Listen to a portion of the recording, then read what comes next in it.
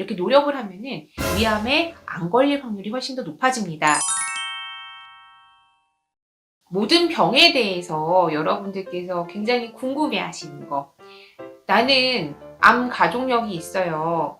그렇지만 생활 습관은 되게 좋아요. 그럼 나는 암에 걸릴까요? 안 걸릴까요? 즉, 내가 타고난 유전적인 혹은 인종적인 요소 이런 것들이 더 암을 잘 발생시키는지, 혹은 내가 환경적으로 뭔가 안 좋은 걸 했을 때 잘 발생하는지, 그런 거에 대해서 많이 여쭤보는 분들도 계시고 궁금해 하시는 분들이 계시는데요. 결론적으로 말씀드리면은 유전적인 요인이나 인종적인 요인보다는 환경적인 요인이 위암 발생률에 훨씬 더 중요한 역할을 한다는 연구 결과들이 있습니다. 네, 되게 재미있는 연구 결과이면서 되게 유명한 연구 결과인데요. 우리나라에서 미국으로 이민을 가잖아요. 그래서 이민 1세들의 위암 발병률을 조사해봤어요. 그랬더니 이민 1세들의 위암 발병률은 그냥 한국 사람이랑 거의 똑같아요. 위암의 어떤 성상이라든지 발병률이라든지 이런 것들이 그냥 한국 사람이랑 똑같아요. 근데 이제 이민 1세들이 거기서 이제 결혼을 하고 이제 아기를 낳겠죠. 그러면은 이민 2세나 3세가 나오겠죠. 그러면은 이 이민 2세나 3세는 결국에는 인종은 똑같이 우리나라 사람이잖아요. 근데 이 이민 2세나 3세의 위암의 발병률을 조사했더니 누구랑 비슷해지느냐? 미국 사람이랑 비슷해진다는 거예요. 그러니까 인종적인 요인 혹은 유전적인 요인보다는 환경적인 요인이 위암 발생률에 훨씬 더 큰 영향을 미친다라는 거겠죠. 위암 가족력이 있기 때문에 굉장히 불안해하시는 분들이 있어요. 그런 분들께는 어떻게 보면 다행인 거죠. 당신은 위암 가족력이 있고 당신의 DNA에는 위암이 발병될 확률이 다른 사람들보다 좀 높을 수는 있지만, 당신이 술도 안 하고 담배도 안 하고 짜게 먹지도 않고 헬리코박터균도 잘 재균하고 이렇게 노력을 하면은 위암에 안 걸릴 확률이 훨씬 더 높아집니다. 이건 굉장히 다행인 일이죠. 그런데 내가 위암 가족력이 없어요. 그런데 내가 예를 들면 막 살았어요. 술도 먹고 담배도 맨날 피고 막 맨날 과식폭식하고 막 짠 음식 엄청 먹고 매운 거 막 이런 거 먹어가지고 위를 막 혹사시켰어요. 그러면은 당신은 위암 가족력을 가진 사람들보다 위암의 발병률이 훨씬 더 높아질 수 있습니다. 이거는 굉장히 무서운 일이에요. 위암을 발병하지 않도록 좋은 식습관, 좋은 생활 습관을 가져야 된다라는 걸 꼭 강조하고 싶습니다. 그러면은 어떤 한 환경적인 요인이 나한테 위암을 일으키는지 이걸 알게 되면은 우리가 그걸 피하면 되잖아요. 피하면 우리가 조금 더 위암으로부터 자유로워지겠죠. 자, 대표적인 환경적인 요인은요, 우리가 다 알고 있는 거예요. 자, 한번 해볼까요? 뭐 나오겠어요? 술, 담배, 흡연, 그리고 비만, 그리고 과도한 염분 섭취, 그리고 운동 부족, 또 붉은 고기 섭취나 가공육의 섭취, 이런 것들이 대표적인 위암을 발병시키는 요인으로 알려져 있습니다.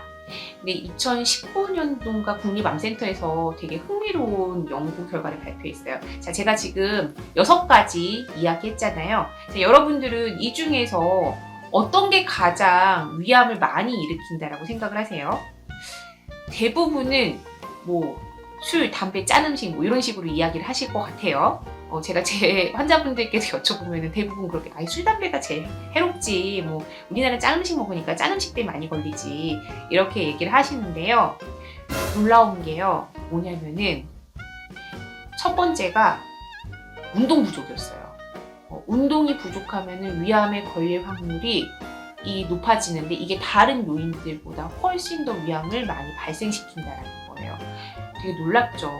우리가 항상 운동 많이 해야 된다, 뭐 걷는 걸 생활화해야 된다, 뭐 이런 얘기를 많이 하지만 이게 위암을 일으키는 결정적인 요인이라는 사실. 자, 그 다음에 위암을 일으키는 요인이 뭐였냐면은 남성 같은 경우에는 흡연이었어요. 여성 같은 경우에는 짠 음식. 그래서 여러분들 이 6가지는 좀 기억하시고 이런 것들은 좀 피하시려고 노력하셔야 되고요.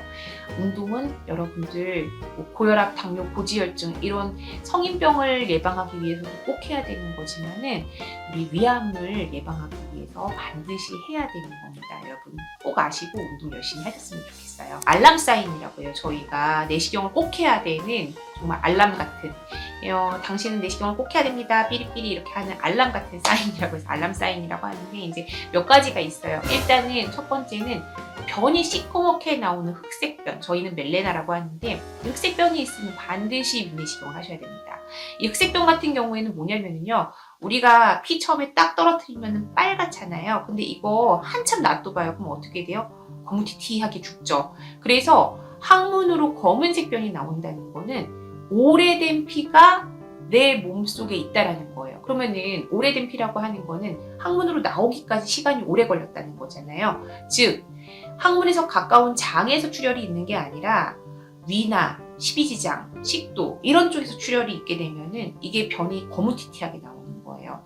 그럼 위장관계 상부 위장관이라고 하죠. 이 위쪽에 하부 위장관이 아니고 이 상부 위장관계 출혈을 일으키는 여러 가지 질환이 있는데 대표적인 게 뭐 위궤양, 십이지장 궤양 뭐 이런 것들이죠. 혹은 이제 간이 많이 안 좋으신 분들은 식도에 정맥이 부풀어 오르면서 뭐 정맥류 출혈이 있기도 하고, 그런 것과 더불어 상부 위장관 출혈의 가장 중요한 원인 중에 하나는 위암입니다. 그렇기 때문에 흑색변을 보시게 되면 반드시 병원 가셔서 내시경 꼭 받으셔야 돼요.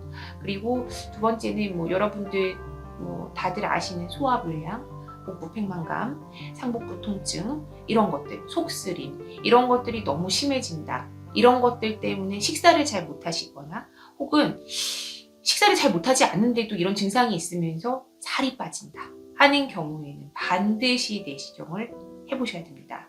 제가 내시경을 이렇게 해야 되는 이유에 대해서 설명을 드렸는데요. 사실 이런 증상이 나타나기 전에 제가 다시 한번 강조를 해드리면은 증상 나타나기 전에 먼저 검진으로 내시경을 하셔야지 일찍 병이 발견될 수 있습니다. 검진을 생활화 하시는 거 잊지 마세요. 말씀드린 거 이외에도 궁금한 거 있으시면은 댓글 올려주시고요. 댓글 올려주시면은 제가 답글을 달아드리거나 혹은 다음 영상을 만들 때 또 참고해서 여러분들 궁금증을 풀어드리도록 하겠습니다.